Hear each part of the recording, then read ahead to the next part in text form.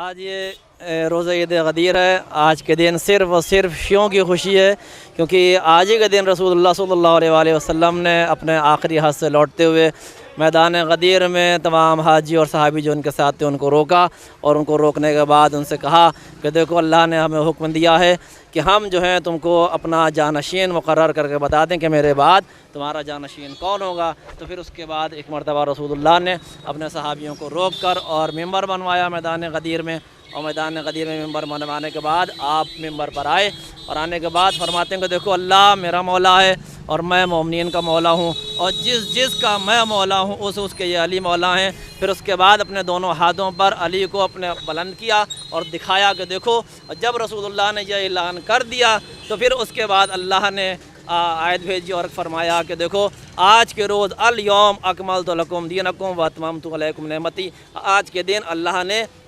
نعمتیں تمام کر دیں، اور آج کے دن اللہ جو ہیں وہ دین اسلام سے راضی ہو گیا۔